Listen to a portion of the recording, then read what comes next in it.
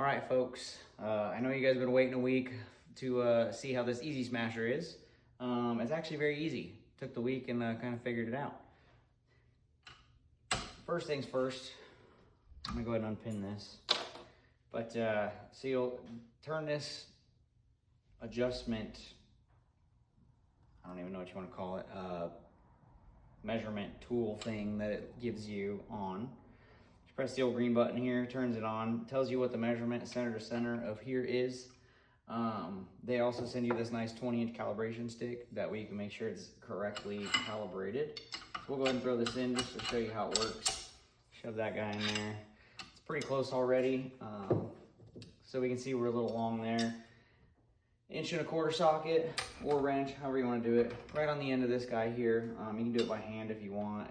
Obviously if there's no shock and spring, you can just turn it by hand. It's pretty easy. I also have my ratchet and impact here for when we go to crank on it on the spring. But yeah, there's Easy Smashers for your coilovers and your pull bars. It is rated for up to, I think it's 2,500 pounds. But this right here says, let's see, never exceed 2,000 pounds of force. So I would say 2,000 to be safe.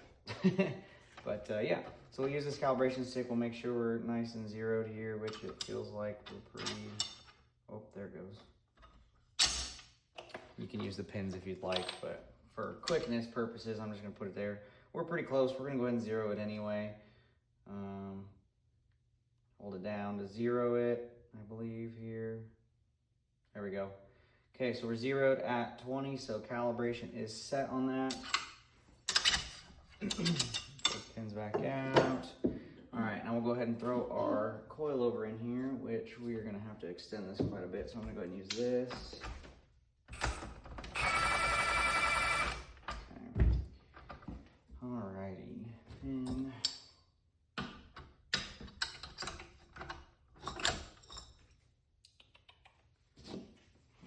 Go a little further.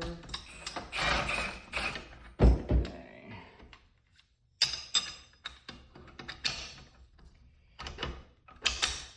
All right. Just so it don't move, we'll go ahead and pin it.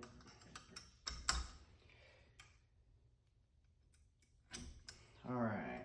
So now that we're pinned in here, when you're setting load on your coilover, 9 times out of 10, your chassis manufacturer is going to give you a center to center of the shock on where you need to be measuring your load at. So in our case, just for sake of ease, we're going to use 20 inches since our calibration stick was 20 inches. We'll just use that number, make it easy. So you go ahead and turn this guy on here. Spring doesn't have any tension on it, so you want to make sure you don't have any tension. That way you know that you don't have any load on the spring, so that when this comes on, you can zero that right there. So now that we're zeroed, we're going to go ahead and crank it down until this guy gets back down to 20. Make sure your spring falls into place properly.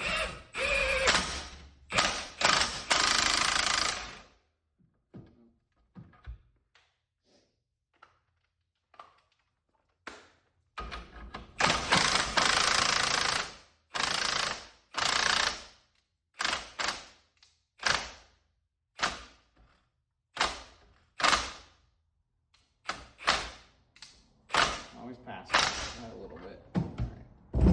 We can go a little bit closer here with the ratchet.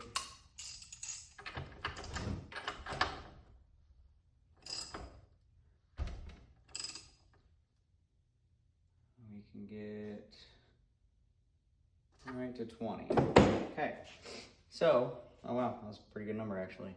So, cranked it down to 20, and at 20 inches center to center of our heims, we're at 798 pounds right there.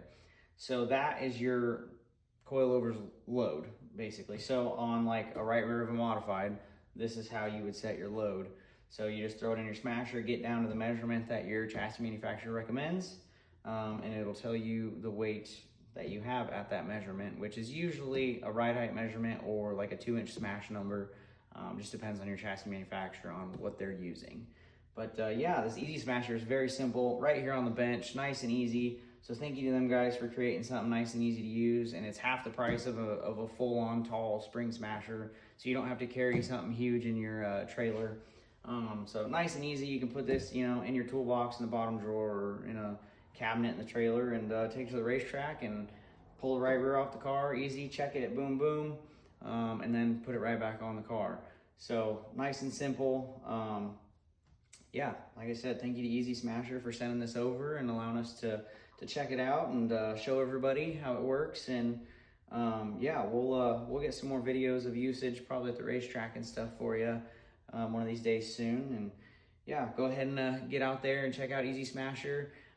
They have a lot of other tools as well, easy race tools. So yeah, go check them out, and I'll keep showing you guys as much as I can to keep teaching you guys how to make your race cars better.